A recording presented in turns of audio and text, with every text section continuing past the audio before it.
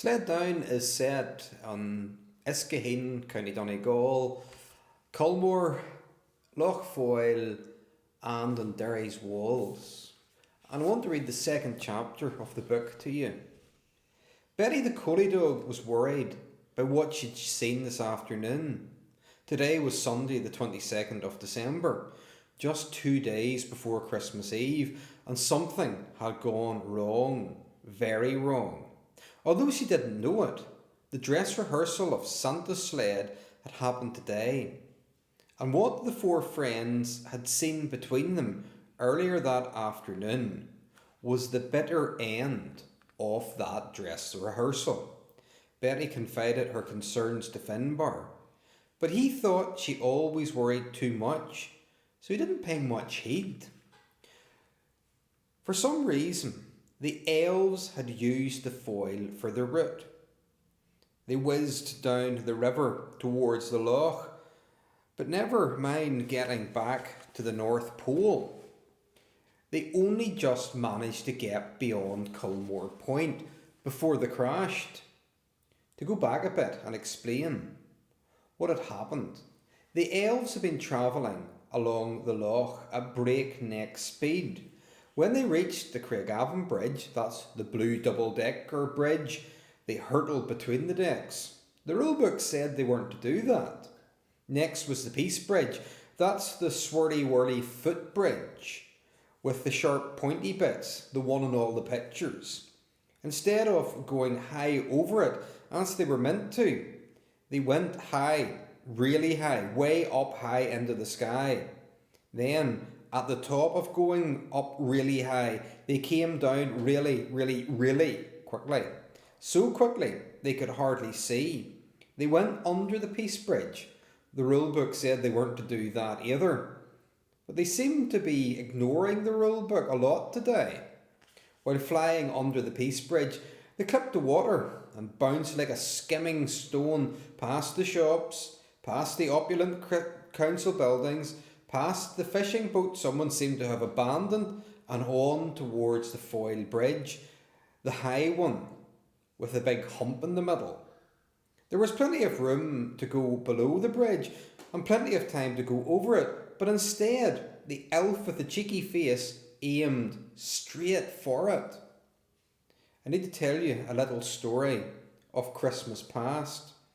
Last Christmas Eve, while cleaning up the main dispatch room, the elf with the cheeky face had pulled the string on an Evel Knievel toy from the 1970s.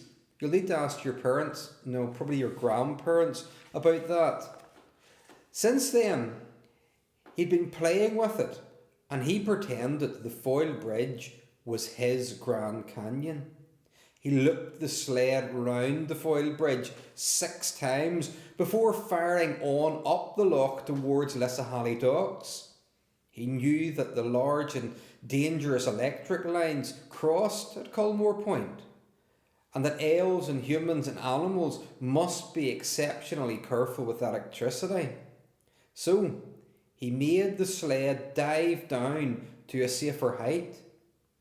They went under the lines, but clipped the top of Culmore Fort. At this point, they made their biggest mistake. Instead of continuing on to the Atlantic Ocean and to the North Pole, they banked hard to the left. The cheeky elf had decided they were going for another lap around the bridges, but disaster struck. They were going too fast.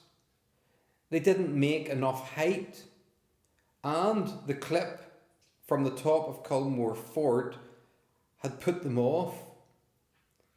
They sheared the top of a tree on Inishowen Hill. They went into a tailspin, and then they crashed into the soft, boggy ground. The only positive was that they didn't actually bang into a tree, although this didn't stop the sled crumbling as it hit and partly sunk into the soft, waterlogged ground. Miraculously, no one was hurt. In the confusion, 3 reindeer ran off. The elves, whose heads were still spinning, from whizzing round the bridges, from the tailspin and from the crash, flopped down onto the sodden moss, their bottoms getting wetter by the second. They looked at each other, dazed. The realisation of what they had done started to dawn on them. Now, it is important to realise something. Human children and animal children are different. Human children's eyes are not adjusted to see what just happened. Although, admittedly, a few children walking over the Peace Bridge had noticed strange bouncy ripples on the water. However, when the 4 animal children pieced everything together, what they had seen, they knew what had happened. Their head teacher, the wise old owl, had also somehow heard about the crash. You must remember that owls are always wise and that head teachers always hear. Though the school was closed for the Christmas holidays, the 4 friends were summoned back immediately. They put on their school jumpers and quickly made their way to the building. It was quiet when they arrived. No children playing. No children talking in class, though they're not meant to talk during lessons. No children singing, which sometimes was a good thing.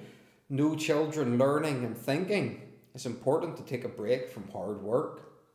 Everyone else was at home, full of excitement, for it was now just 2 days until Christmas Eve. Santa's letters had been sent and hopes were high, in some cases far too high. Having pressed the buzzer and been admitted, the 4 hung up their coats in the cloakroom, and Ralph the buzzard went to the toilet. Then everyone assembled in the computer room. Here they were met with hot chocolates and a healthy stack, though Finbar the mouse wondered at the prudence of half measures. If allowed hot chocolate, why not chocolate biscuits too? Was there really any need for all this healthy snack carry-on so near Christmas? "Hello, children," said the head teacher. "Hello, Mrs. Wise Owl," the 4 friends replied. "I'm sure you're surprised to be back at school so soon." "Yeah, great. I really wanted to be back at school during the Christmas holidays," Finbar said under his breath. "Sorry, Finbar, I didn't catch that," the wise old owl responded, knowing exactly what he'd just said. Oh, nothing, miss," he mumbled. She smiled and went on. "We are back at school because something has happened. Something bad has happened. None of you did it, but I need your help to fix it, or lots of children will be extraordinarily sad this year."